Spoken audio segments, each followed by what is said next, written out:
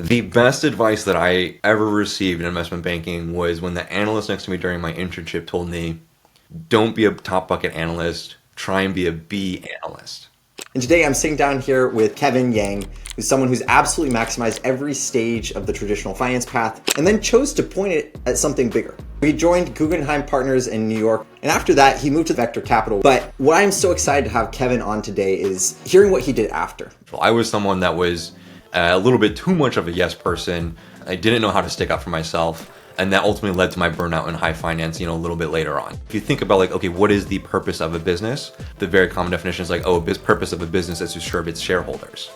But that wasn't always necessarily the case and not always necessarily true. You decided to leap off into the void and just jump feet first into the world of impact by doing something entirely new. Impact investing is like your traditional investing. In addition to generating some financial return, you are also seeking to generate some measurable social or environmental benefit as well. It brings me a lot of joy. So to me, it's a dream job. What is the single specific, concrete, highest ROI habit, technique, or routine that you picked up on Wall Street that you still use today?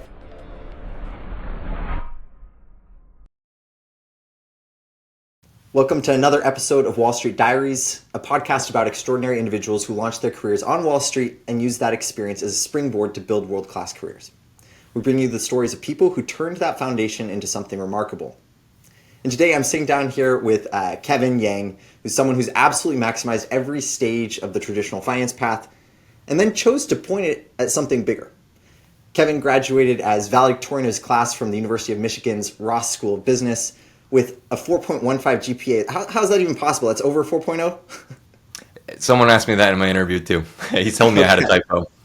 Well, you'll have to explain that to us at some point here. But he stacked on honors and leadership roles across campus, student government, investment committees, community building programs, and even did a minor in music, which hopefully we get to hear a little bit more about before going into Wall Street. And so he joined Guggenheim Partners in New York, which is one of the most elite boutiques in the world, and specifically on the TMT group, where he worked on multi-billion-dollar M&A capital raises, complex restructurings, the whole book. And after that, he moved to the buy side as a private equity associate at Vector Capital, which is one of the top tech mid-market private equity firms in the world, investing in technology companies and serving as a board observer even. But what I'm so excited to have Kevin on today is hearing what he did after. Because instead of staying on the standard banking to PE conveyor belt, Kevin made a deliberate pivot where he took time to step back and moved into impact investing as a manager at King Philanthropies, deploying early stage and growth capital into mission-driven social enterprises. He was tackling climate change and poverty alleviation across the globe. And now he's gone and founded his own firm, Advancing Impact, which is a new venture built around a simple but ambitious idea that we can use business and finance and some of the skills that he gained on Wall Street as a force for good. And so anyone here who is looking to build a career that's not only financially lucrative and prestigious, but also socially impactful, Kevin is your guy. So Kevin, thank you so much for being here. Welcome to the show. Thank you for having me. Yeah. Well, so the way that we're going to break down this conversation here is we want to hear a little bit about the career trajectory from the very beginning so we can help anybody who's watching this to learn about what that's like to break into investment banking, break into PE, and then ultimately break into impact investing. We want to hear, of course, about what you're doing with that. So maybe just to start out, let's zoom back to Michigan Ross. So when you were at the very beginning there, what did you think your career was going to look like? Did high finance even cross your mind as a freshman in college? Yeah. Well, Max, thanks so much for having me. It's an absolute honor to be on the Wall Street Masterminds podcast. No, high finance did not really cross my mind. I went into business school as you like numbers and you're good at arguing people, but you don't want to be a lawyer, so maybe go to business school. I actually thought I was going to do marketing for a little bit because I thought that was really interesting. As part of my application, I wrote when I was a kid that at a nonprofit art fair, I was the 5-year-old out front. I was like, get your name written in Chinese for $1. So maybe I thought I was going to be a salesperson. Nice. I did not think I was necessarily going to go into Wall Street, but I think undergraduate business programs can pretty quickly funnel you into either a finance track or a consulting track. So elected for the finance track, I suppose, in that regard, very safe and very good option. Mm-hmm. I think it was my sophomore year that an upperclassman sat me down. It's like, okay, you're interested in investment banking. Do you know what investment banking is? Yeah. And I was like, easy, they do banking. And he's like, no. He's like, try again. I was like, easy. They do investing. He's like, no. All to say, no. Yeah. It's definitely one of those things that just like cracks me up how much of a misnomer the words investment banking are, and so if you had to describe it just in 30 seconds afterwards, like what did you learn from this sophomore? Like what did they describe investment banking as? Yeah. The easiest way to describe investment banking is that you are serving as a financial advisor to companies when it comes to strategic finance corporate transactions. So that's a fancy way of saying you help companies with M&A, you help a company sell itself, you help a company buy another company, or you help a company raise money. That's all it is. Exactly. Yeah. No. That frankly, that we need to come up with another term for it. But that's I'd say spot on. And I'd be curious to hear. So you mentioned that consulting was kind of the key pivot point, and a lot of folks that I talk with, a lot of the students that we work with, they are pivoting. Like they're not sure whether they want to go do the MBB, they want to go work at McKinsey, or if they want to do investment banking, because both are prestigious, both are really interesting, intellectually engaging, and pretty lucrative. But why not consulting? Like what ultimately tipped you between those two things and pushed you towards investment banking? Yeah, I was. I suppose for people who they say like, oh, oftentimes if you're more numbers oriented, just go into finance, and so I think that's kind of like the first threshold. I feel like the operations and strategy side a little bit more go into consulting. And so, I was like many people on the fringe as well. But at one point, the recruiting cycles start, and so you just have to pick one over another. I Yeah. certainly think that I would have very much enjoyed consulting as well, especially like right out of college when you get a chance to travel. Though travel's not really for me these days. I couldn't do 4 days the week, not quite at home. Yeah, yeah, definitely a little bit more travel, which would have been a huge perk for me. But I think I probably did well enough in investment banking relative to consulting that I can afford to pay for the flights instead of just getting consulting points. But I was always jealous when I was an undergrad of all the free flights that my friends in consulting were getting from all that, and the glamour, the travel, and things like that. But it does get exhausting. So another thing I'm curious about, Kevin, is your background at school. And so you came from Ross, which is a really awesome school, really, really highly regarded, but it's not Wharton, and it's sort of similar to BYU where I went to school, where we've got good business schools, but you're not going to get every single bank on Wall Street coming out there to beat down your door and give you a job. And so how did you overcome some of those challenges, and like how did you differentiate between the schools or the banks that were interested in coming to Ross and the ones that weren't, and like really building the relationships with the right ones and pivoting through a process where it's not necessarily a top tier target school for every single bank on the street? Yeah. I mean, you just got to take advantage of the opportunities that are in front of you. It certainly differs and depends on each school and their on-campus recruiting team, who they're kind of able to line up as the target school for the different banks. But you take advantage of whatever opportunities are in front of you. And you can always kind of circumvent it with networking and the like. And at the end of the day, whether you're a target school or not a target school, you only need one offer at the end of the day to be an investment banker working on Wall Street. Yeah, and I think that's so true, and to some extent, it's really much harder to try and break into processes that don't come to your school than the ones that do. But did you break into any processes outside of the school? Like, did you do the networking? Did you go and like do trips to New York or San Francisco or something like that to actually build out some of those relationships? Or did you just truly optimize for the ones that were already coming to you? The latter. The latter, okay, yeah. Well, and that's probably getting easier and easier for different students these days, because at least in my perspective, like in the last 10 years or whatever since we graduated, Ross has been getting better and better as a school. And so if anybody from Ross is watching this, listening to this, like you're probably going to be in a better position than Kevin was. And honestly, same thing for BYU where I went to school, where it has climbed a lot in those rankings. And so hopefully it's getting easier for generations of students that are trying to do that. Is that a fair characterization? Yeah, and I think overall the banks are getting, call it a little bit less traditional, and that they only want people, say, from the Ivy Leagues, as they're Yeah. recognizing and realizing that, oh, people coming from all sorts of places have really great talent and are willing to work really hard Yeah. and do great work at the bank. Yeah, exactly. And honestly, some of the best students that I've worked with when I was a banker, like hiring analysts and hiring interns and things like that, were the candidates coming from non-target schools. Because the best kid at like UT Austin or something like that is often better than the average kid that you get from a brand name fancy school that's maybe a little bit more of a quote unquote target. And so 100% agree. obviously. Yeah, there's like a little bit more of a fire sometimes, and I certainly felt that myself as a candidate, and I think it pushed me to try my best and really hopefully outperform. But what approaches to networking or storytelling did work for you in terms of getting noticed? And so you were focusing primarily on the banks that came to campus and whatnot, but how did you stand out even amidst the pool of, I imagine, 100 plus candidates that were trying to get into investment banking at Ross? Yeah, two things come to mind. The first is like when you're getting into the interview stage is just practice, practice, practice. And when I say practice, I mean practice out loud. Because I think a lot of people go into the preparation side of things thinking, okay, I have a good idea, I have a good sense in my head.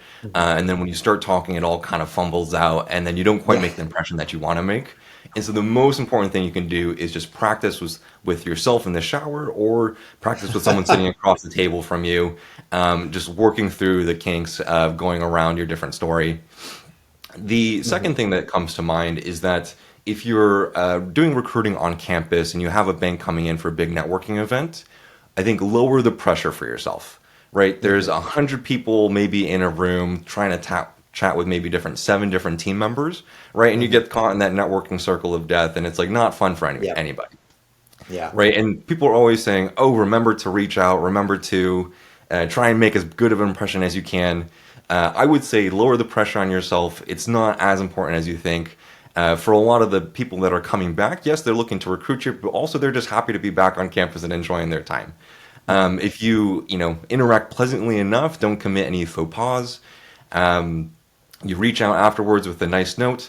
I think incrementally, whether you made a super strong impression versus a moderate pleasant impression, their ability to take a networking call with you is more so based on their availability, as well as their openness and willingness and niceness to do so. So lower the pressure for yourself in that situation where it is so overwhelming in a room with 100 different people all vying for two positions. Mm-hmm. Yeah, and I think that's very, very true, that we underestimate sometimes the randomness of these events, and you can be the best candidate in the world, but sometimes you just get unlucky. You talk with someone on a bad day, they someone spilled their coffee and they just aren't excited to talk with you and therefore don't refer you. And so lowering the pressure sometimes, ironically, I think can actually help you perform better, because the people who stand out at these networking events, in my impression, where you're sitting around, there's 5 people swarming a single investment banker, is being calm, kind, relaxed, funny. That sort of stuff comes back to a sense of not feeling a ton of pressure. And so ironically, you might even be able to leave a better impression. And of course, love the advice on singing in the shower or talking in the shower or doing networking interviews in the shower, that sort of stuff. It's funny. I haven't heard that one before, but totally true. And just letting me know I'm just a total weirdo then. No, not at all. It actually it kind of does exemplifies the ethos of what you have to do to succeed in investment banking, where it's you kind of have to think about it almost always kind of as a background process. And so I recommend that candidates, when they're working with me, it's when you're on the phone with your parents on the weekend or something like that, say, "Hey, can I tell you my investment banking pitch?" or something like that. And sometimes just getting the reps in, putting it into the world, makes it more real. And one other piece of advice that I often love to give is that recording is such a powerful tool for that. And so for students that are really trying to get their "tell me about yourself" down or something like that, I say record yourself on your phone and then watch it back, listen to it back, and you'll be able to see some of the things that you might have missed if you're just saying it out loud. But yeah, absolutely agree. Super useful tool. People told me frequently that I sounded a little robotic when I was going through my initial spiel. So having that would have helped me a lot back then. Yeah. The robotic is the downside of being so polished to some extent. But shifting gears a little bit, fast forward 10 years from when we went to school, like I said, it's gotten a lot more competitive. These days, I think that the acceptance rates last year for Goldman and JP Morgan, which are 2 of the lowest acceptance rates on the street, I think were 0.6 and 0.7% respectively, somewhere in that ballpark. And back when we were recruited, it was probably 5 times that or something like that, maybe even 10 times. And it was certainly hard. And I think we did a good job recruiting for investment banking and getting into the positions. Guggenheim is incredible placement. And so clearly you crushed it. But today it's probably even harder than that. And so what sort of advice would you give to someone coming from a non-target or semi-target, really good school like Ross that's facing an even harder recruiting landscape than you and I faced? Yeah, a couple things for sure come to mind. Is that, focus on what you can control. Whether a bank wants to recruit at a particular school or not, right, is not always within your control.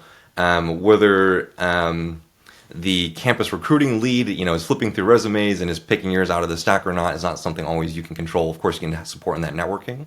But I think my big message for folks that are recruiting, especially from non-target backgrounds, the first thing is I would say to you is like, don't ever feel out of place and the position you're in or the interview that you're going in compared to other candidates, right? I think for myself, I was kind of psyched out. I was like, oh, there's people interviewing from Harvard, there's people interviewing from Princeton or Penn. Like, oh, they're obviously going to get the job over me. Like, what do I have to bring to the table? And I want to say to you, like, very specifically, don't buy into it. You belong there just as much as anybody else does. And I think that you'll recognize, like, when you get to the desk, right, like, everybody's in the same position of learning and trying to engage. And when you get into each next progressive step in your career, you kind of realize, like, the people in this room aren't all that, right? And you'll have some people in the room that are like, oh, no, they are all that. And you'll have some people in the room that are like, oh, no, like, like, how did they get here? And every single stage of your career, you're going to feel that way. So don't ever feel out of place and that you can't, there's no reason that for you not to be there. The other two things that stand out to me, secondly, is that, whether you have 8 offers on the table or you have 1 offer on the table, like, you still have an offer on the table. At the end of the day, you can only accept 1 offer. And so, you play the numbers game, you do as much as you can, right? You got to clear the bar. If you have 6 offers, great. If you have 1 offer, that's awesome as well. The last thing that comes to mind is that you can always lateral down the road. I think if you're looking to build a career in investment banking, right? I, only did my analyst years, but seemingly from my data points with the rest of my cohort and rest of my peers, part of the key to staying in investment banking and growing up the ladder in investment banking is just that willingness and want to stay in investment banking.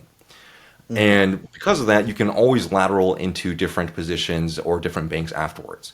And I think what stands out to me is that, like, some of the best analysts or associates in my class lateraled from middle market banks that, weren't well known to most people on the team, but there was some of the best team members that we had, and everyone wanted to be able to work with them.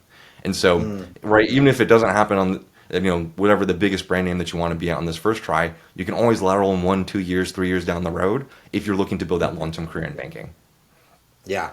Yeah, I totally agree with that, Kevin. And I think that personally, some of the biggest success stories I've seen in investment banking are people who have lateraled, because a lot of the times, especially if they're going from, like, a less highly ranked bank or something up to the Guggenheims of the world, a lot of the times that does come from lateraling, and, like, it really separates the best analyst gets the transition upwards into, like, one of those top banks. And so that means that once they do show up at Guggenheim, they're going to run circles around someone who just, like, kind of got lucky to land there in the first place. Not that anyone gets lucky to land there, but, like, maybe just didn't work as hard for it, didn't quite get it there as much.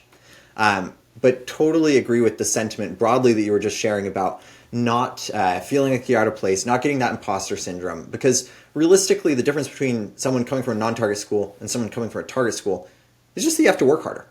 It's not that you don't belong there. It's not that you're probably, just about as smart. You're probably just about as qualified. You may not have this big fancy band. And so really the only thing that you need to do is just, like, make sure that you're getting in front of people. And it does, like, put a little bit more of a difficult process on top of you to, like, get out there and make your name well known. But once you get there, you might belong there even more than some of the candidates from the target school that just kind of showed up. Yeah. But the other thing I just have to ask about before we get into talking about your experience at Guggenheim, which I'm sure we're all really excited to hear a little bit more about, is all of the other stuff you managed to do while in college. And so not only were you out there, like, being valedictorian of your class, getting above a 4.0 GPA, however the hell that's possible, and not only were you also, recruiting successfully for one of the top investment banks in the world, but you were also deeply involved in student government, investment committees, leadership programs, music. Like, how did you possibly balance pursuing all of that while preparing for investment banking recruiting? To touch on the GPA, yes, when I did go into my first round super day at Guggenheim, the managing director across the desk, first words out of his mouth were you have a typo on your resume, and, like, the blood just, like, drained from my face, and he's like, what's up with this fucking GPA? Excuse my language. And I was like, oh, thank goodness. And so, I mean, Ross is, great inflationary in some regards, as are many other Ivy Leagues and other business school programs out there. And, I guess they give you the 4.4 on the transcript if you get an A+ in a class. This is not related to your question, but I actually did not like this. I thought it ultimately, I think, did a disservice to my learning because suddenly I was taking easy classes to keep my GPA up rather than like taking things Yeah. that I was actually interested in that would have benefited me more down the road. Yeah. But so, a trade-off, interesting thing there. Hmm. Yeah, when it comes to balancing all the different things, I had a fun with all this stuff. And I wouldn't necessarily say that I was good at balancing all those things. Certainly, Hmm. I think sleep and social fun and interactions kind of slid to the wayside. Yeah. And honestly, if I had to do it all over again, I'd probably do it differently in that I'd prioritize those a little bit more. Hmm. I think that when I was going through the process of, okay, I want to find this great role, this great job, to me, the formula or the playbook was the same as college admissions. Like, show my involvement, show my leadership in lots of different activities. That's what's Hmm. going to, send me forward to the next step. Yeah. And I don't necessarily think that is true in investment banking. Hmm. I think, at least in my experience, that if I had one or two much more focused activities, Yeah. that you only have so many behavioral questions that you can answer in the interview, For and you sure. might not get to that third, fourth example. And for me, like I don't regret, all the time I spent with all these different student organizations. Like it was fun for me, and I love doing it. But I think if Hmm. you're, prioritizing your time specifically to maximize an investment banking recruiting process, a couple really strong activities is greater than, being so spread out across the board. Yeah. Yeah, quality over quantity, and that is a huge problem that I see come through with a lot of the students I work with. Is just that they get 20 different clubs on their resume, and it's super impressive looking at first, but then you actually talk with them about it, and they're like, "Oh yeah, I kind of forgot what like that one was about," or like they just didn't have depth. They attended the meetings, they didn't lead the meetings. They went to the orchestra, but they didn't like actually like build a community there and like perform and things like that. I also really like what you're saying about the same thing with classes, where it's a lot of students they focus on getting easy classes to get good grades, and to some extent that's like a pragmatic necessity where typically I recommend that you get at least a 3.6, hopefully a 3.7 or above to really be competitive at some of these top tier banks. You can do it with lower GPA, but that's a necessity to some extent. But as soon as you get like into the bank, like switch, like go and learn things that are actually going to help you on the job. Like take those hard like finance classes and hard accounting classes and like really learn so you can get up to speed. But something I just have to ask is, to what extent were you able to maintain this rich diversity of interests and projects and different areas of your life once you got into investment banking? Like, how did that work? I would say the only thing I had for balance and uh, color of activities once I got into investment banking was once I got home, whatever time it was, I would practice like piano or keyboard for like 20 minutes or so before heading to Yeah, bed, yeah. and that was like a great transition to wind down. But other than Hmm. that, I wouldn't say that I've had quite the ability to pursue quite so many interests while in banking. Fair, fair. Yeah, it's Oh, it's that's a definitely lie, really actually. hard. I just remembered that actually I did get to play. I did get to pursue quite a bit while at Guggenheim with my minor in music performance, Hmm. because very randomly one of the associates in the restructuring team Huh. had gone to like the Manhattan School of Music and was like a Cool. jazz piano major, and so he Yep. started a Guggenheim Partners jazz ensemble at the request of the CEO. He was like, "I'm pretty busy, Wow. but the CEO asked for it, so like, I guess I have to do it." Oh, And so we that's had a cool. like a small big band jazz ensemble. We performed like at the holiday party and like once here and there. And so I did get to pursue that, and I got to leave work Oh. to go like rehearse, every now and again too. So that was actually pretty fun too.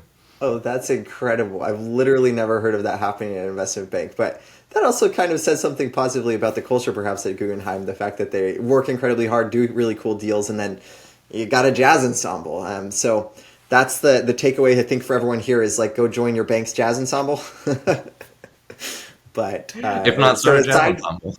yeah, exactly. Yeah, yeah. So aside from like random things like that, what were some of the biggest surprises about the analyst job compared to what you expected? Because like once we're fast forwarding and talking about your analyst career here, like you probably had all these expectations going into college and recruiting for it. Like what was different than what you expected? Overall, I think it was pretty similar to what I expected. I think if you go through the investment banking recruiting process, you're doing a lot of networking, you're learning about the job, and then you ultimately secure that internship before transitioning a full-time role. I think the job, for the most part, lines up to what you've experienced and everything you've learned so far, at least for myself. with main difference of like, okay, instead of an end date on the internship, right, this goes on into for your analyst years or into perpetuity. Yeah. I think the thing that was actually probably most surprising for me going into investment banking, and I don't think it's quite talked about enough, is the transition from going into school and college and university life into full-time working adult life, so to speak. Hmm. And I think that transition is probably more pertinent for folks to kind of consider and think about how they're going to kind of deal with, because you're going from a situation, right, where you live next to, I don't know, 100 of your closest friends, all within a 20-minute proximity, right, and you run into them all time, all day long. And whereas when you're in a bank, right, you have your group, and I absolutely love my analyst class. I'm close with them too. I still keep up with many of them today, but it's a Yeah. different dynamic, right? And you're suddenly maybe you're working weekends, Hmm. and so take some time to think about like, okay, once I'm in that full time role, like how will I keep up, my relationships with other folks? How will I make time for Hmm. myself that's not necessarily built into like a college environment? Hmm. Yeah, yeah, it definitely is a pivot where instead of focusing exclusively on the things that you need to do in your calendar, like you're part of a team and you're kind of beholden to other people in a way that you're really not in school. And so, how did you actually like set up systems to transition to that and to like succeed as an analyst? Like for all the analysts out there, how do they become a top bucket and like an incredible rock star performer like you were at Guggenheim? Yeah. My thinking is my thinking is that for a very simple question at surface level, it's almost like a bit loaded for me in some regards because I have a couple perspectives around this. But I think qualities that work well for any analyst is that you have a can-do attitude. Hmm. You're always clarifying questions on the deliverables specifically. You're managing Mm, expectations, and yeah. you generally have that get it done mentality to work with. And I think if Hmm. you show up to work every single day with that attitude, people are going to love you. People are going to want to work for you. That's sending you into the top bucket analyst role. Hmm. Yeah, okay, gotcha. So you're clarifying questions on deliverables, like asking, like, hey, what is this? When do you need this by? Managing those expectations, saying, like, yeah, I can get that to you after I do this other thing that's super urgent. Love that advice. And so, what was the point when, like, the switch flipped for you, where you realized that you could operate at the high level that the groups at Guggenheim were expecting and make that transition from banking as a student into banking as, like, an actual professional? Yeah, I definitely had that flip of a switch moment. I think after you get kind of one full transaction under your belt and you Hmm. see the whole process from start to end, you have a pretty good sense of like, oh, like this is what I can expect going forward. Because everything Hmm. is very novel and very new the first time you go around it. But once you see the whole set, you're like, oh, like for the most part, I know what's going to take place now. And Hmm. then you're feeling a lot better going into the second, third transactions. Hmm. The moment that it clicked for me, like really, really clicked for me, I think was in my Hmm. second year when I was single staffed, just a managing director, associate, and myself Wow. on a data center securitization. And it was one of the first securitizations for data centers, like coming out as asset-backed security. And like Hmm. didn't really work in financings at the time, nor knew what a securitization was, and so Yeah. building that 30-year monthly model was a very novel Gosh. experience, and my associate at the time was completely swamped on some other live deal, of course, and transaction. So it was really just me building this model, hoping that my numbers are correct. And they Yeah. ultimately and suddenly like one day they're like, okay, cool, the deal's done. And I was like, oh, like great, I guess my numbers were good, hopefully. And so that was the moment for me. I'm like, oh, okay, cool, like I know I can do this job. Yeah, yeah, that's a real moment of truth. As soon as someone like isn't there to check your models for the first time, that's like a huge moment as an analyst. Where I remember some of the first times that that happened, I was like, wait a second, like this is like $1 billion deal. Like, isn't there someone supposed to be holding my hand a little bit? But ultimately, Can I that's why give you these a flip jobs. side example of when I was like, oh, like I don't know how to do this job? Yeah, please, please. It was like around the exact same time as this other deal, the Hmm. asset-backed securitization. Um, but I got snapped over the July 4th weekend, of course, um, Hmm. and I was having to work on the Bloomberg terminal, and I had no Hmm. idea how to use it, no idea Yeah, what figures I was pulling, and like yeah. my associate had completely bailed on me for the Oh weekend, gosh. unfortunately. Yeah, She was lateraling or transfer recruiting for some other job elsewhere. yeah. And I had to call my friend on Morgan Stanley's DCM team to be like, please, how do I possibly make this work? And so there are also going to be times where you feel like you know what you're doing, Yeah. that you're going to have no clue how to do something else, and it is okay to ask for help. Yeah. Well, and that goes also back to the component of like taking time to be a little bit social in undergrad and like make friends with the other people in your class who are doing those banking things. Was this a Ross person at MS? Yeah, that's right. Yeah, exactly. Yeah, and so you're gonna have these friends for life, and they're gonna go off and do like incredible things, and you just want to be able to make sure that you can call them and be like, "Have you used Cap IQ? Like, do you know how to do this?" Like, and that sort of thing is a much lower pressure way to ask than going to the VP and being like, "Sorry, by the way, I'm ignorant about something that I should know how to do." And so you did an incredible job at Guggenheim. Like I remember you saying that you were one of the absolute top performers at the group, which I'm not surprised about given your background. And so, what do people misunderstand about like getting up to that level and getting to like that coveted top bucket? I think the biggest misunderstanding is that the bank will accurately capture all your activities and efforts for the year and reflect that in the bucket categorizations, because that's just not true. There's so many things going on at the bank, and each bank is going to have a different system for how they decide end of year analyst bonuses. Maybe it's like a COO who's not necessarily related to the deal teams. Maybe it's in conjunction with the associates that you're working with. Maybe it's a mixture of both.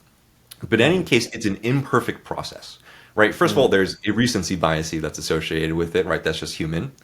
And then secondly, right, so at least for Guggenheim, they gather the associates and they say like, oh, like, how should we rank this person? How should we rank this person? And so a lot of it falls onto the associates to kind of go to bat for their analysts that they're working with, to say like, oh, my person deserves this top bucket because they did X, Y, and Z. Yeah. And, so in some cases, it comes down to the personality of the associate that you're working with, or the associate that you worked with most recently. And so, right, if you're not a top bucket analyst, right, and you didn't get quite what you wanted, right, these decisions are imperfect. And if you see someone else, you're like, why did that person get it? Right? The decisions are imperfect. And that's the biggest misconception, I'd say. Interesting. Okay. Yeah. No, it definitely goes back to that point on randomness that we're talking about, where a lot of the times there are just pieces that are a little bit out of your control.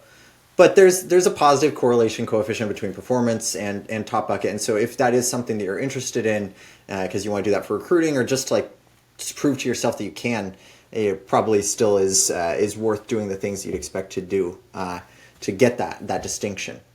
Yeah. Can I toss in a perhaps controversial my 2 cents on top bucket? Please. The best advice that I ever received in investment banking was when the analyst next to me during my internship told me, don't be a top bucket analyst, try and be a B analyst. Which to me, in my 20-year-old intern mind, was like unfathomable to comprehend. I was like, what are you talking about? Like, I gotta be the best, I have to do this. Like, I gotta show everybody that I'm the best because I am the best, right? Like that was like the mentality I had back then. And I didn't really understand until quite maybe my second or even like a year out of investment banking. And his rationale for it was that, right, like, you obviously want to do a good job. Like that, that's not what I'm saying. Like, do a good job in your job. But if you're always the one that's going above and beyond, and you're always the one that's called up, and you're always saying yes to everything, whether you get that top bucket, the difference between a top bucket and medium average bucket, right, maybe is $10,000, maybe $20,000, depending on the bank, right? That 20 would be a large gap. You're going to be working a lot more hours for that top bucket rather than that middle bucket. And I think your learning experience is incremental, right? After you're doing from your 5th deal to your 7th deal or something like that. Yeah. Right. It's all important. But you also have to look out for the sustainability of yourself as well, right? And the sustainability of your career. And I wish it was not something I learned quite till later on. Like, do a good job, but it's also okay to be in the middle, right? And you don't owe your employer. I thought that I owed Guggenheim everything, right? They gave me the look down. They gave me the job offer. I have to do everything for them. And like, I love them. But at the end of the day, right, this is an employment contract, right? That's one of the transitions from college to work, right? Like, I am getting paid to do this job. Yeah. That's a fair context, and I think that a lot of people forget that this is truly a marathon, not a sprint to some extent. And like, yeah, you've got to pull the all-nighter every once in a while when you're working on a deal, and you got to like do a good job and have a good attitude and whatnot. So I don't think either of us are disputing that. But that's interesting. You were literally saying, don't be a top bucket analyst, because you've got to like make this career last for decades, and you got to find a way to do that that's sustainable for you. And for some people, they probably could do that and like be a top bucket analyst for 20 years straight. But a lot of people, it's like it's sort of learning how to stick up to yourself with regard to staffings and like have that balance so you can focus on doing a good job on a smaller number of projects than trying to do everything for everyone all the time. And I think that a lot of people also don't realize how much more important the later years of your career are than the early years of your career. And so like it was kind of shocking to me to like see that you could make as much in like 1 year as a VP as you made in all of your years as an analyst and associate combined at some of these banks. Yeah, and you're absolutely right. This context, at least for myself, right, it's circumstantial. I was someone that was a little bit too much of a yes person, that was always saying yes. I didn't know how to stick up for myself, and that ultimately led to my burnout in high finance, a little bit later on. And so, marathon, not a sprint. Yeah. Yeah, well, and hopefully, we can get to this conversation a little bit here, but that I think ultimately was the pivot point that led you to seek something that is potentially more impactful in some ways. And I'm really excited to get to that point of the conversation. But before we got to that point where you transitioned to the world of impact and founded your own thing now, let's talk about the world of private equity. And so this is where I met Kevin. We both worked at private equity together. He and I were associates at Vector Capital, working on deals into the wee hours, and getting Chinese takeout and eating in the conference rooms until midnight. But what motivated you to make that transition from Guggenheim over to PE after banking? Like, was this just the same thing that everyone else was doing? Was it all your class, or was there something that was like actually interesting to you about this transition? Yeah, I mean, private equity was really interesting. It's like, you get more of a operational perspective with the companies. You're on the buy side working as an investor, making the decisions.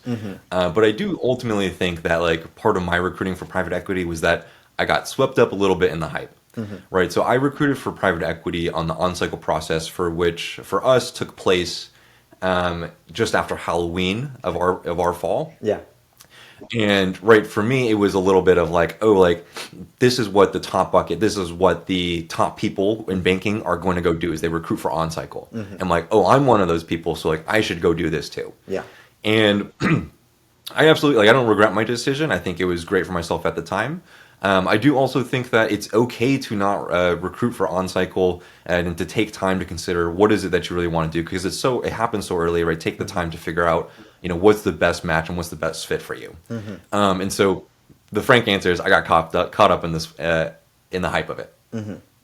Yeah, and I think that happens to the best of us. Like, it's very hard to have a differentiated perspective on whether or not you want to actually do private equity if everyone else is doing it. And so it's just the easy path, even though it's extraordinarily hard. It's also in some ways the easy path to continue doing that. And I think that does leave a lot of people to like burn out on it and to like not actually end up enjoying and sticking around for that marathon, because they didn't actually consider whether or not it was something that they actually wanted to do in the first place.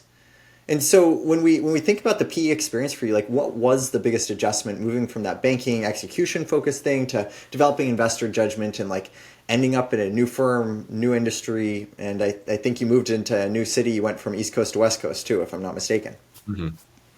Yeah, that's right. I think the biggest adjustments when it comes to investment banking to PE is that in private equity, you have to really understand what each company you're looking at does.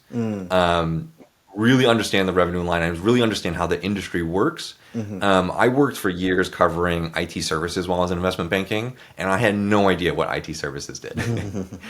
And so when you're working in private equity, you have to really build that understanding. And on top of that, the big transition is you need to be able to form your own opinions. I think in my time from private equity, that is by far and away the biggest takeaway that I have from that industry learning, is that you have to be able to form your own opinions, have your own perspective, and come to your own judgment on different information and bits that you're given. Yeah. I think a lot of times in investment banking, especially when you're in the junior roles, right, it can be very prescribed in some regards, and like, hey, process X thing, then process Y thing, and then this is what we need, and we need to show it in this format. Whereas things can be very open-ended in private equity, and when there's not a clear answer, you have to go figure out a clear answer and then come up with some perspective around it yourself. Yeah. No, I totally remember the exact same thing happening to me. Like one of the first couple weeks while I was in private equity, like I was building a model and like I did a good job on the model and stuff. And I showed up with the investment committee deck or whatever. I go into the office and the managing director looks at me. He's like, "Okay, so what do you think? Should we do the deal?" I was like, are you talking to someone else? Like, is there another person in the room? And I was like, wait a second, you actually want to know what I think. And the thing I didn't realize is that like in PE, the deal teams are even leaner sometimes than what they have in banking. Yeah. So like they just don't have time to do all of the actual thinking. And that's why they're paying you more. They're paying you to think, not just to like be an Excel monkey for the first time. And so that was a huge shift. I totally agree that that's very hard for a lot of people to develop. And the people that don't develop that, ultimately, like they can execute deals, but they're never going to be like the investors who really do good deals later on in their career. And so with that, like, were there any parts of the job that were challenging for you outside of this, like developing opinions, or were there, on the other side of things, parts that you really enjoyed? Yeah. On the downsides first, or things that were challenging, I think goes to what you're saying about the teams are even leaner in private equity, and that your brain is just tired. I think that like we joked well in our private equity days, we were like, man, I miss the days where I could just do a good logo page, Yes. Yeah. just like put on some music, let me toss these logos on a page, Yeah. like ship out the deck. Yeah. Whereas in private equity, right, like you're like, oh my God, like this just needs to be get done as fast as possible, Yeah. such that I can move on to the next thing that I have to think about. And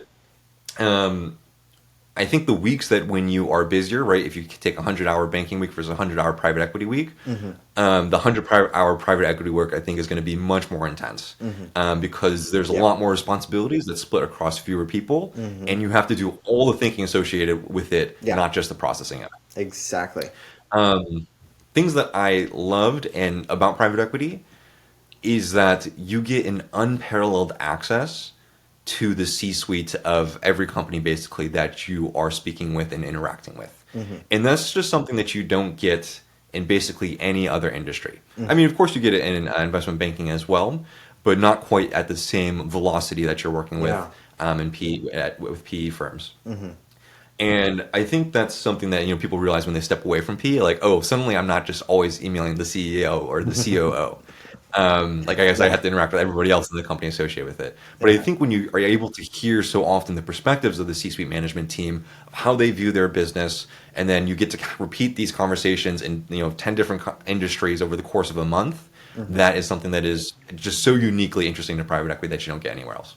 Yeah, for sure. And echo both of those points. Indeed, it is like somehow more mentally exhausting to work 100 hours a week in private equity because you're thinking at a deeper level. And maybe that's true if you make it to the senior levels of banking. Like I'm sure as you become an associate and VP there, you're doing that too. But the more senior you get, like the more responsibility you feel for the work. And that really, really does like take a mental toll.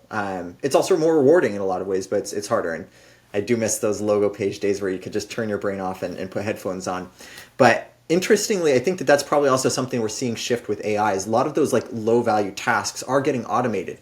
And so you probably are going to see that like the moments where you're on, you have to be on at a higher level in banking going forward, which just makes it all the more important that you find ways to go off and decompress and like keep that balance. And so looking back and juxtaposing these things, you had the analyst experience at Guggenheim, you had the PE experience at Vector. Like what enabled you to do well at Vector? Because like you were a good associate, people liked working with you, and like you were able to do some really interesting deals. And so what enabled you at Guggenheim to succeed at Vector? Yeah, I think the same thing always applies in terms of like your attitude, right? Come in ready to learn, come in looking to help out, and that's always going to serve you well. I think specifically, right, like there's a reason that there's not that many people who go into private equity directly. There's a reason that there's not all that many entry-level positions in private equity. I think some of the really important learnings that you get from investment banking is, right, just first like a sense of how these deals are structured and how they work and how they flow. Like what is the nature of deals coming together, falling apart, and then coming back together again. The other big things that serve you really well in private equity from skills that you pick up in investment banking is being able to manage across multiple tasks, stakeholders, and work streams at a single time, and be able to keep everything moving at a good pace. And then the last thing that comes to mind is that in banking, you just get such a strong technical foundation, as well as like you build really good work habits on like how do I present my work, how do I get this work output done, how do I balance this with something else that has a competing interest in my task, and getting used to that pace is all going to prepare you all for the better once you're in private equity, if that's the path that you choose to take. Yeah, yeah, for sure. And I think a lot of people, like we said, do sort of follow that path. They go from the investment banking to the private equity. It builds on the skills and the responsibilities. But the part that I'm actually so excited to talk about today is the moment where you said, no, that's not what I'm looking for. That's not what I'm trying to do. And I'm really, really excited to talk about you with this, Kevin, because in the past when we've talked about your pivot to impact investing after private equity, you've lit up. Like, it is just so apparent to me, and I think hopefully to everyone who's seeing or listening to this, that you were built to do impact investing at a level that most people can only dream of. And so talk us through that. Like, first off, like, break it down. What is impact investing? What does this like do? What is that job? Like, give us the overview for those who aren't familiar with it. And then second, tell us what drew you to this to such an insane degree. Absolutely. This is also my favorite section to talk about. Impact investing is like your traditional investing, but you're also adding an impact lens on it. So you're in addition to generating some financial return, you are also seeking to generate some measurable social or environmental benefit as well.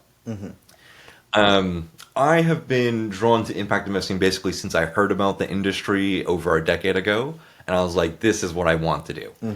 And I don't think most people realize that it's an option that's out there, and the industry has only grown in the last decade, such as a lot more viable. At the time, for me, there were no entry positions basically at all whatsoever in impact investing roles directly. Yeah. And so investment banking was a kind of stepping stone in private equity as well, to ultimately make that transition. What else to say about impact investing? It brings me a lot of joy. Like, I wake up every single day thinking about like, A, the social or environmental problems that are incredibly interesting to me. Yeah. And then B, my skill set, I'm like, oh, I'm good at making money and investing. Why don't I just combine the two? So to me, it's a dream job. Yeah, yeah. Well, and can you give us an example? Like, what sort of stuff are you investing in? Like, I know that that you were working at King Philanthropies, and if I'm understanding correctly, it was like a very globally focused firm that did a lot of that exact sort of putting the impact lens on top of what it is hopefully a good investment to begin with. And so you get that nice blend between doing something that's really positive for the world while also getting to exercise some of these skills you built at Vector and Guggenheim. But break it down a little bit more, like what sort of companies or geographies, or like how did this actually look at King Philanthropies? Yeah.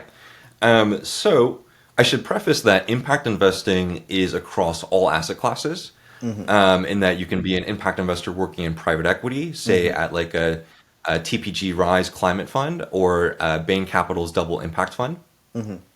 And you could also doing it early stage in venture capital. You could be doing it from the public equity side. You could be doing front of fund side. All the same avenues exist. At King Philanthropies, we were working primarily on early stage and growth investing. This is your colloquially VC, venture capital, working with seed stage companies, Series A, maybe Series B companies as well. Yeah. We were generally pretty globally focused.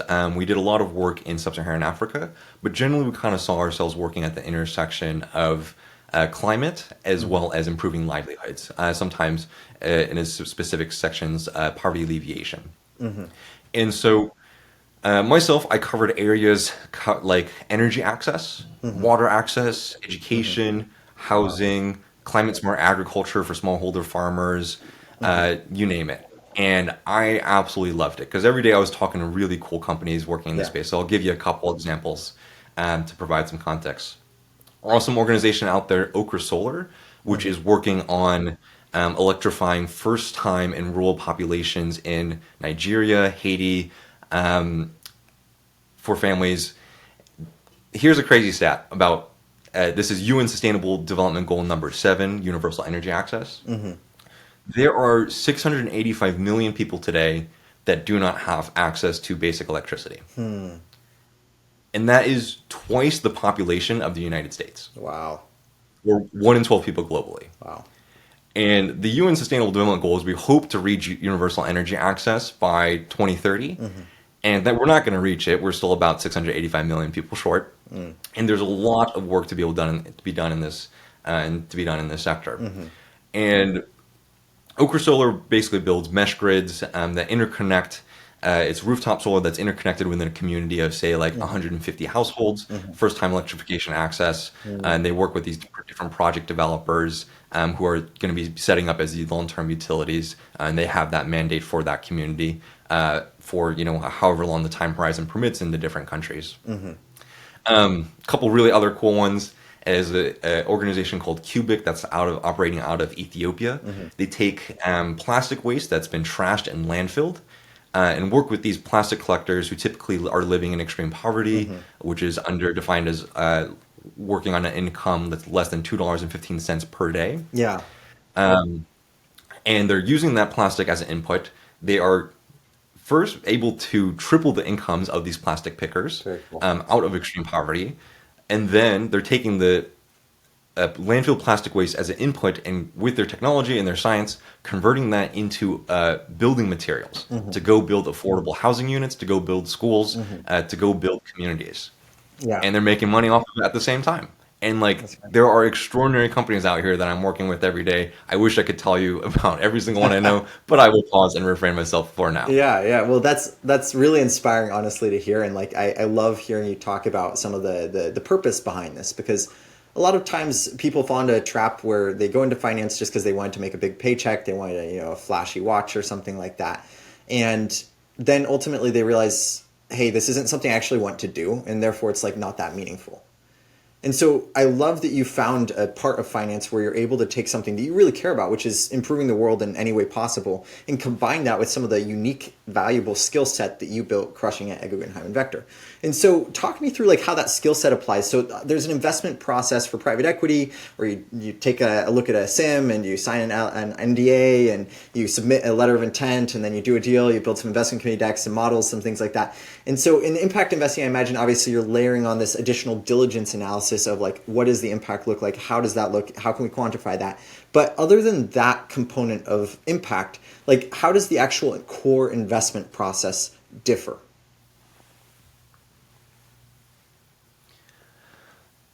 Depending on where you are and kind of what asset class you're working in, the impact investing processes can differ wildly. And so let me give a couple examples. Let's say you're working in private equity impact investing. I think the general consensus around it is that for the most part, you're working in private equity, but on sectors that are impact oriented. I think there is more so a screen of, does this fit in the box of if it's impactful related? If so, then we can pursue the deal as a first screen. And of course, they'll do additional diligence later on the impact side. I think when you get into earlier stage, there's some differences in the impact investing ecosystem itself, in that it's not so clear cut as a dichotomy, but it's a useful barometer in that you have your returns first impact investors and you have your impact first impact investors. I think some people in the industry will promote a narrative that is, there is no trade-off between impact and financial returns, which is true in some situations and scenarios, but is not true across the board. Yeah. Right. Let's say clean energy generation, solar and wind, that is, a very one-for-one. There is no trade-off when it comes to impact and financial returns. Yeah. Right. Energy companies are deploying this today because it's cheaper. Right. I think it was Lazard's 2021 and 2022 levelized cost of energy analysis that is this is why they are deploying this on a per kilowatt hour basis compared to traditional fossil fuels. So on the spectrum of the impact first and the returns first, right, you get anywhere from this fits in the box to people who are concessionary or maybe you might call it catalytic capital, in which they're far more interested in the impact outcome and they're willing to take maybe a first loss on maybe a blended finance vehicle, or they are interested in they're interested in securing the impact as their first mandate. Investments come second. Yeah. Maybe it's a recoverable grant, right? That's on the very far extreme side.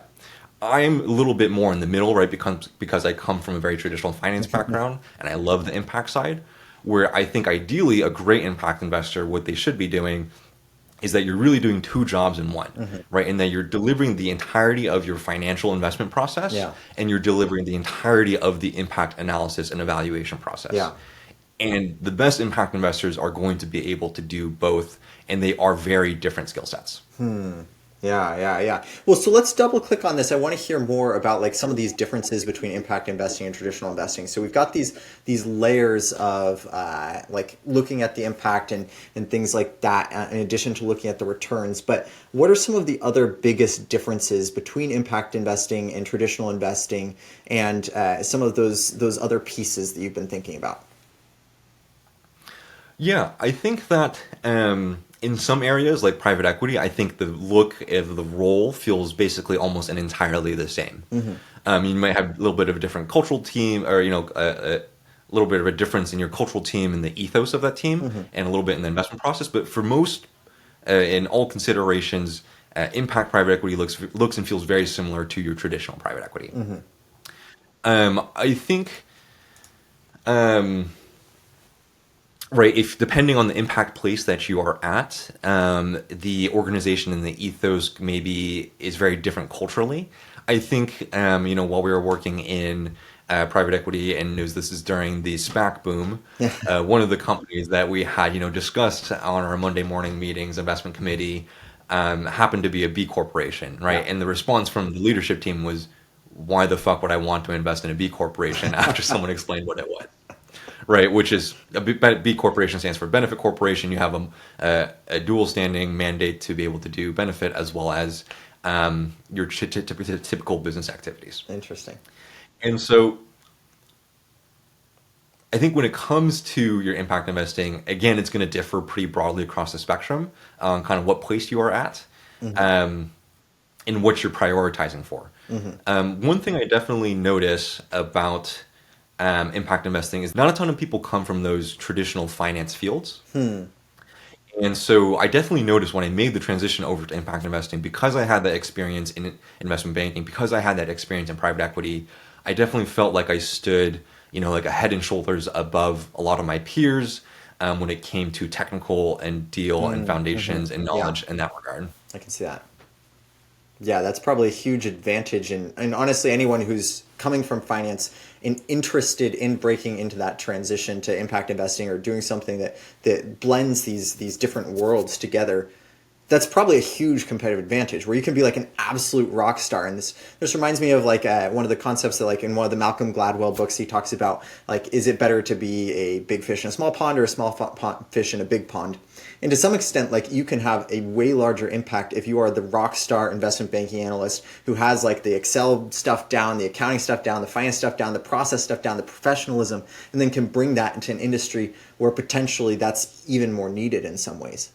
And so I think that's really cool that you made that transition.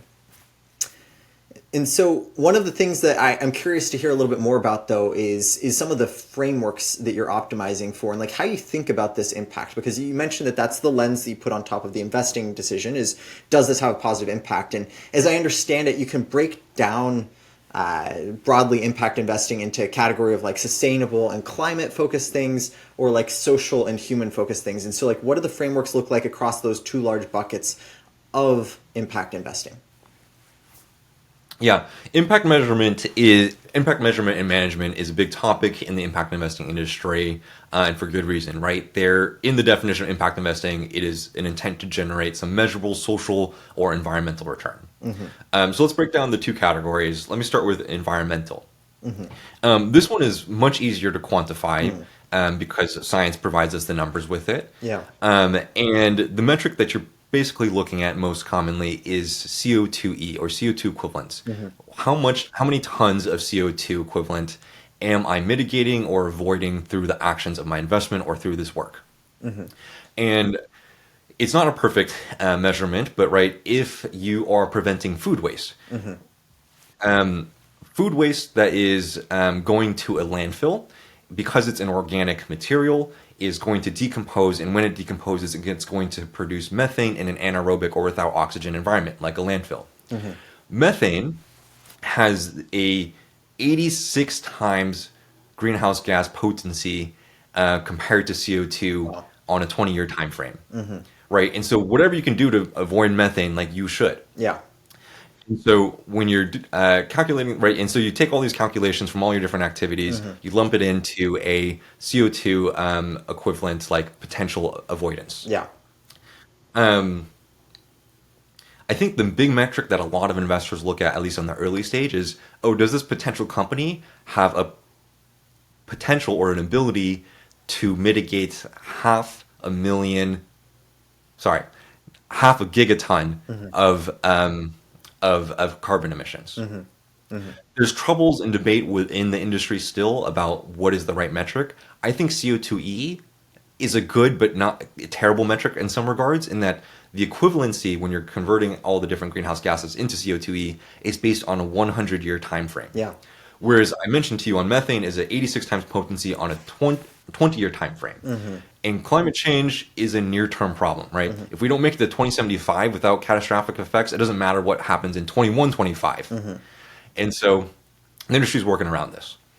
Briefly on the social side of things, this one is a lot more difficult to quantify and to equate, right? Because let's say that you help improve a smallholder farmer who is living in extreme poverty, their income. Maybe you double their income. That's great. But what if you provided, a life-saving vaccine to somebody else in that same community? What's more valuable, right? And you can't really equate these. What if you provided water access? What if you got them electricity, right? Like, how do I equate these units of measurement? Yeah. And so typically on the impact side of things for social, it often gets kind of lumped into one main metric, that is lives reached. Lives reached is a great metric, but it also has its deficiencies in that there isn't necessarily a depth of impact, right? Is it superficial? Is it one time? Is it something that's recurring? Is it something that is truly life-altering, life-saving, like completely changes somebody's life, versus an incremental improvement to it? So the industry is still continuing to work through this, and I love the discussions that happen around it. Yeah. Well, and I recall actually reading a very interesting book that was talking about this several years ago, called Doing Good Better, which proposed an impact metric called quality adjusted life years, where you would say, okay, if you've got a smallholder farmer and you double their income, like, what percentage increase in like quality of life is that? Like, maybe it's probably not a doubling of quality of life because there's diminishing marginal returns on that sort of thing, but like maybe their life increases by like 50% quality because they've got, a nice new couch, they've got stable food sources, they've got better medical care, whatever the case may be. And so you're able to quantify, like, okay, if they're going to live for another 30 years and it increases their life quality by 50%, then that's going to give them 15 quality adjusted life years. And then conversely, you can kind of use that to compare against like a life-saving vaccine, where if a life-saving vaccine saves maybe one kid that's going to live for another 50 years, that's kind of like 50 years of quality adjusted life years. And then if you divide out the cost to achieve that, or like the number of people to get that, then that can kind of provide another interesting metric to get there. So I love this. It doesn't surprise me one bit that you happen to be incredibly well read on this subject, as you are in most subjects. And for those of the listeners that don't know, Max is probably one of the most voracious readers that I know, and is like crushing through books. Like he reads at an unbelievable speed. I tried reading one day. I'm like, great, I read like 30 pages, and Max is like, oh, I read last night. I read like 350 pages or something like that. And I've since tried to take that on for myself, as there's a lot of learning in books, I realize. There it is. It's like the internet before the internet existed. So you can see a very teensy portion of my collection a little bit behind me, but I think it's so important to keep learning about these things, because there are so many different concepts out there, like quality adjusted life years or lives reached or impact investing, that you just aren't going to know about unless you find a way to learn about it. And so, go check out the book I read, Doing Good Better, or go check out like Bill Gates's book, like How to Avoid a Climate Disaster. If you want to learn about some of these issues, like that's the sort of stuff that's going to keep you thinking about these concepts, even if you're not working in impact investing. But I want to go back to something that you said earlier, which is that people often see impact investing as this trade-off between returns and like the impact, and some people think that there's not a trade-off. And so tell me a little bit about some of the misconceptions that traditional finance people coming from investment banking and private equity like me might have about impact investing.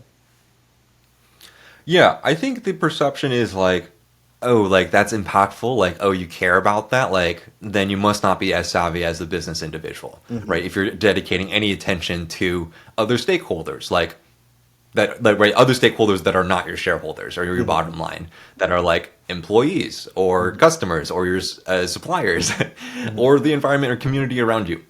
And I think that's kind of like the first gut check reaction that a lot of folks from traditional finance or traditional business realms have, which to me is like a little bit odd, right? Like if you think about like, okay, what is the purpose of a business? I think most people, especially going through undergraduate business programs today, right? The very common definition is like, oh, the purpose of a business is to serve its shareholders. But that wasn't always necessarily the case and not always necessarily true as like a business and cultural ethos in the United States, right? Like 50, 60 years ago, right? The purpose of a business, right, didn't necessarily have that determination. That came mostly from legal rulings that are like, oh, it has to serve the shareholder.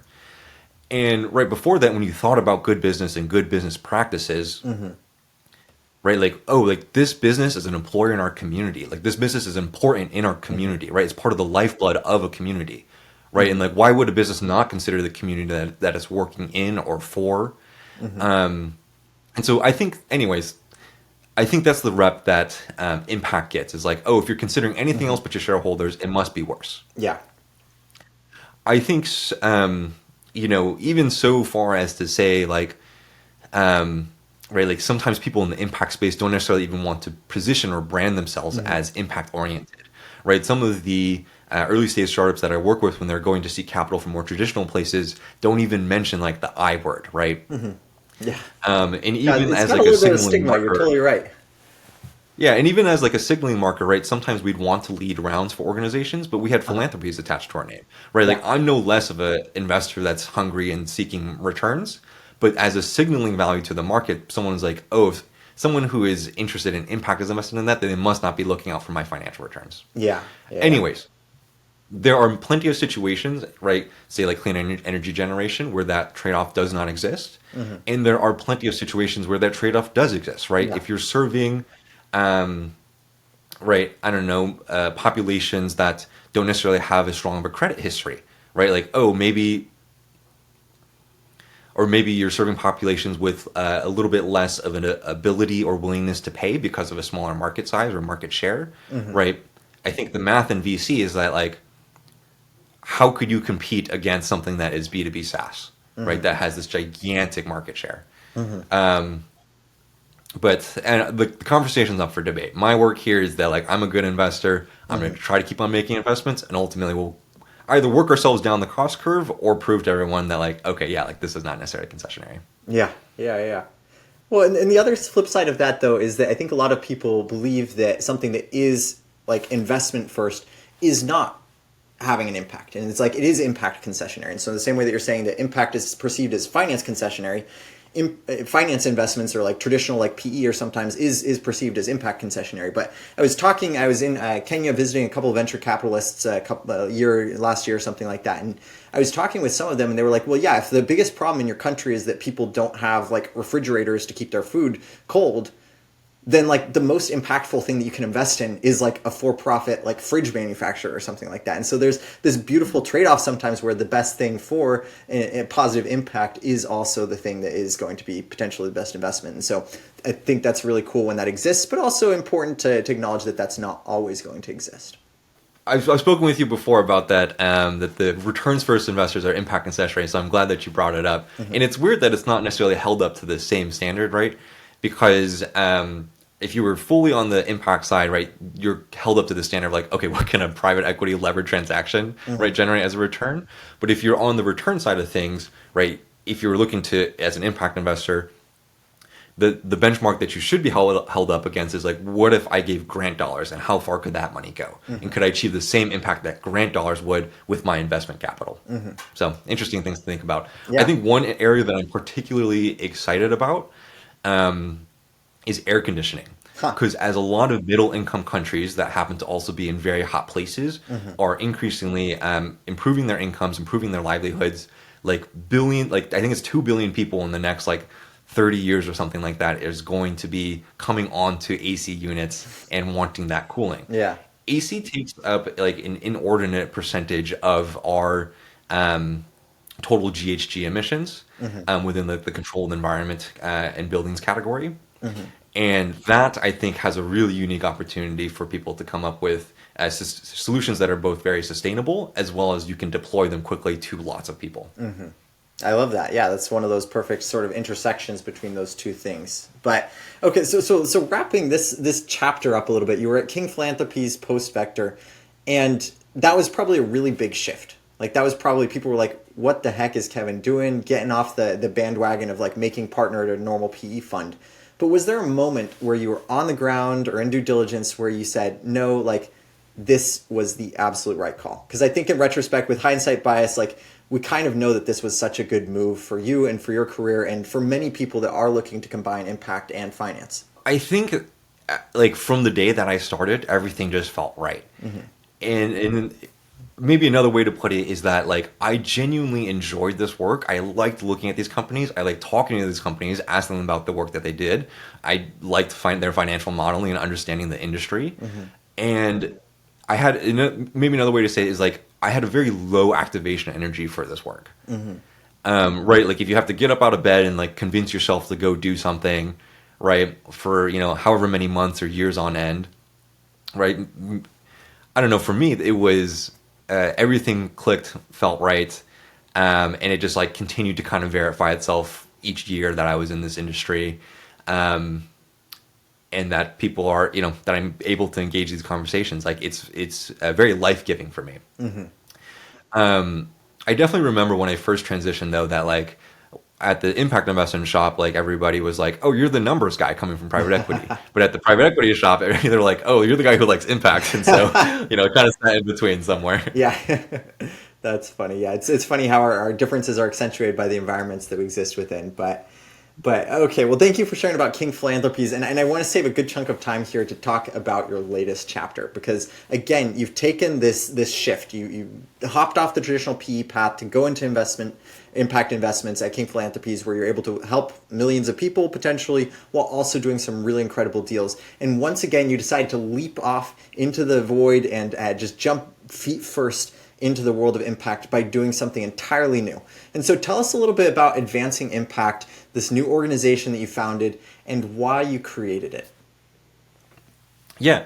So Advancing Impact is an organization I created that basically seeks to provide you the resources for anyone interested in the impact economy, be it impact investing, social entrepreneurship, or anything in between, for you to succeed in these impact roles. I remember my process of making the transition into impact investing, and even coming from a really strong background, both college, investment banking, private equity. It was still both an incredibly difficult and a very opaque process to break into the industry.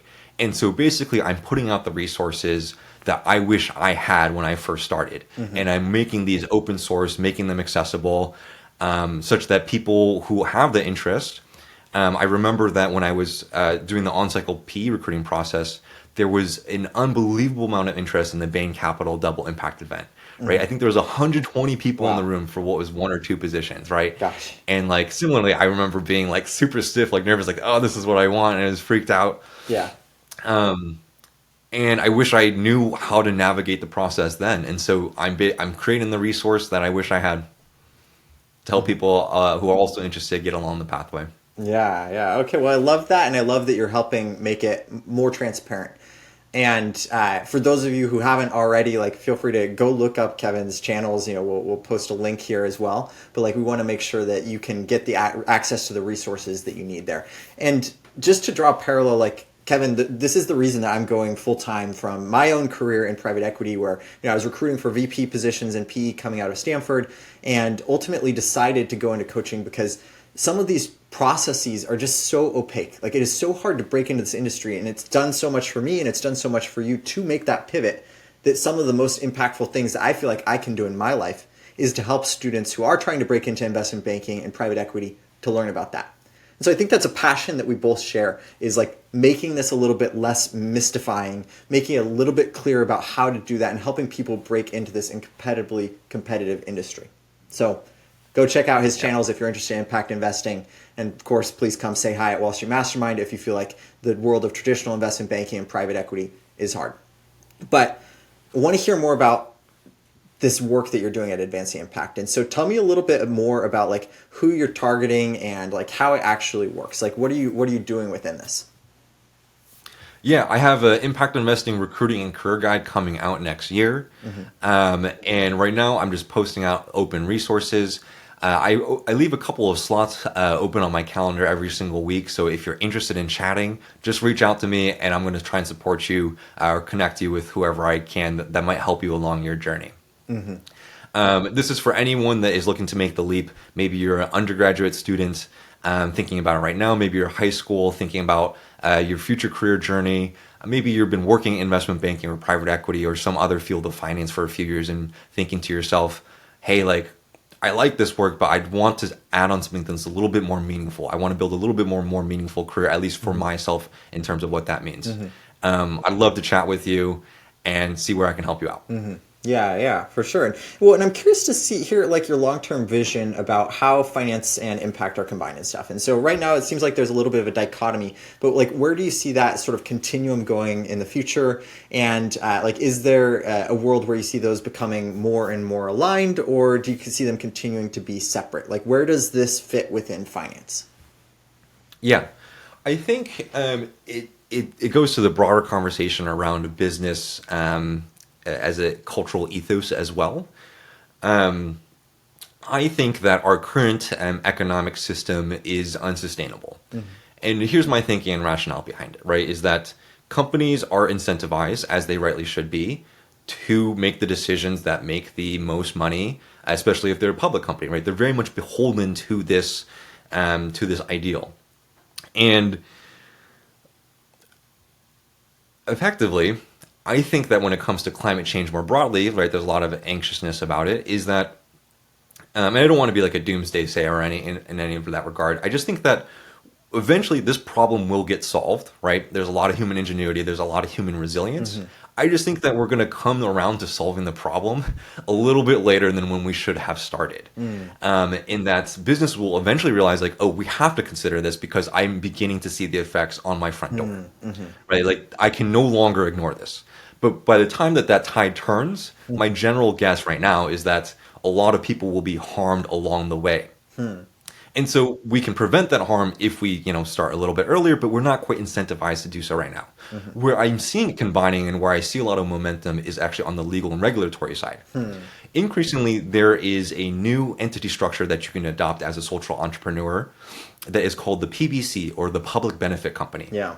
Also based out of the Delaware legal system, right? That ensures and allows you that dual mandate of I can run my company, I can make all the money that I want to make, but also I have to serve some public benefit as well at the same time.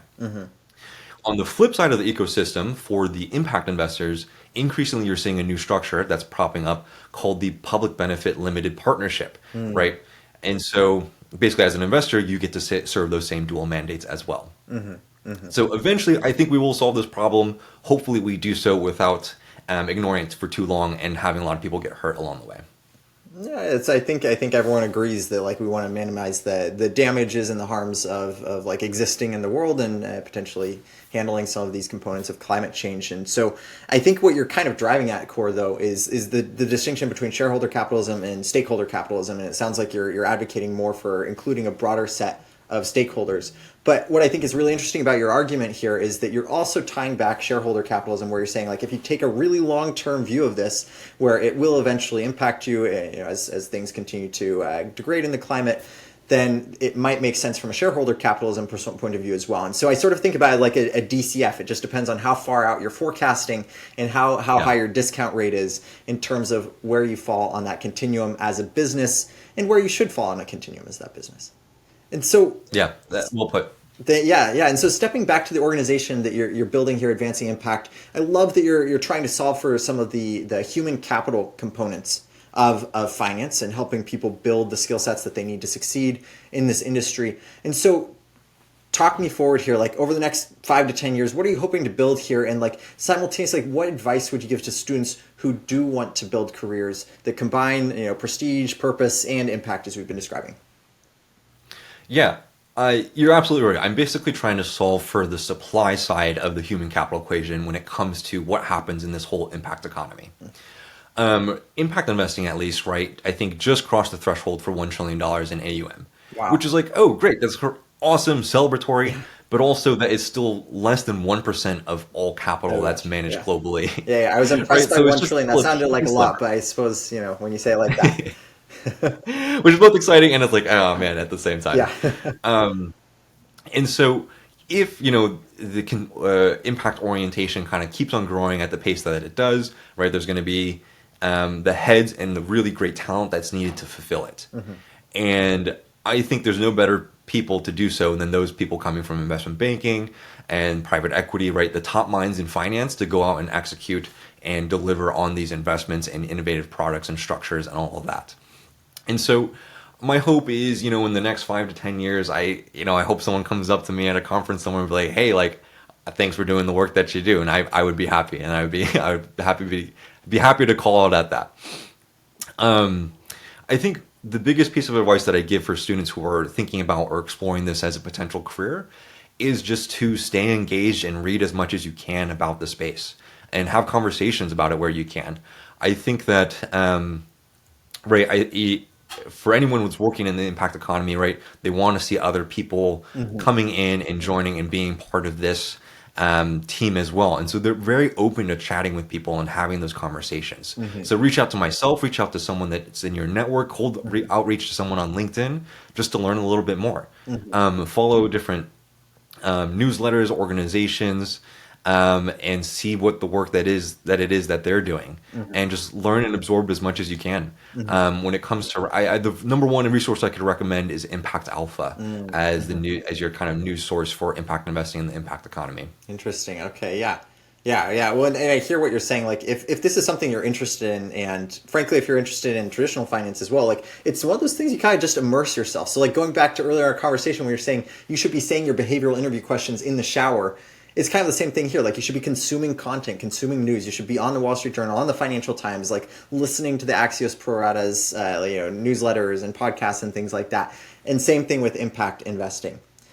And that's another thing that like Wall Street Mastermind really does is we try and create communities where people are able to talk about this 24/7. So it's fun to me. Like we've got this massive Slack channel with a bunch of students in it, and they're just constantly popping off with like stock pitches and technical questions and like, oh my gosh, did you see this massive $70 billion Netflix deal that just announced and things like that. And that's like really fun just to be like involved and thinking about it and around people. As someone who covered some media in the TMT group, Yeah. I would be so shocked if it passed regulatory. Right? Like, don't say the M word in investment banking. Yeah, yeah, yeah, exactly. And so, whether or not that specific deal that just got announced actually passes TBD, and it sounds like you're the expert on that, given that you did a lot of media and telecom, where I was mostly purely tech. It's just fun All I to know like, is whoever's working in that detail, their holidays are tanked. yeah, no, It's yeah, gonna fall whoever's apart and working on come that together deal, 3 more times before it actually happens. gonna have a busy Christmas for sure. But okay, so we've just got a couple more questions here, and so before we wrap up, I just want to say how interesting of a trajectory it is. We're really, really lucky to have Kevin on the show today because he's someone who like literally broke the GPA curve at Ross, who like went into banking at like one of the most prestigious, most difficult to get tech TMT investment banks in the world at Guggenheim. Crushed it into private equity at Vector Capital, where we worked together on some very interesting transactions before taking a leap to first go into impact investing, where he worked on a number of incredible deals, incredible projects, in solar, in clean energy, in helping people access, healthcare and whatnot all around the world. And then finally deciding to have a more personal impact by founding something, an incredibly successful organization that's helping people break into the industry. And so all of that told, you are the perfect person for us to have on the show today to talk with anyone who's interested in having a career that is a little bit more unconventional, whether that's going to impact investing or doing something a little bit more entrepreneurial, perhaps. And so I've got a few closing questions that I like to rapid fire ask every person who comes on to the podcast here. And so first one, given your background in finance, what is the single specific, concrete, highest ROI habit, technique, or routine that you picked up on Wall Street that you still use today? Do a little something for yourself every day. Take care of your mental health. For myself, that was playing a little piano when I was home, But if you don't take care of yourself, you're not going to be able to perform for your team, for your company, or maybe for others that you're trying to serve in your impact work. I love that. Yeah, for me, that was going running every single day and also playing cello in an orchestra as often as possible I could. It just really keeps you sane. This is a marathon, not a sprint like we were talking about. Okay, question 2, rapid fire here. If we looked at your calendar and your bank and credit card statements from the last month or so, what would that say about what you actually value? I really value Costco. Who doesn't? Who doesn't? I love that. Okay. Yeah. Well, Costco's got a lot of great things. Probably not so much in terms of investment banking prep, but it'll keep you well dressed and well fed as you go through the process, I suppose. And then, last but not least, copying a question from the How I Built This podcast. One of my most interesting questions I come across is, how much of your success to date in your incredibly successful career do you think is due to your hard work and skill versus luck? I would say the position I'm in today, 2/3, possibly 3/4, is due to luck and predisposition.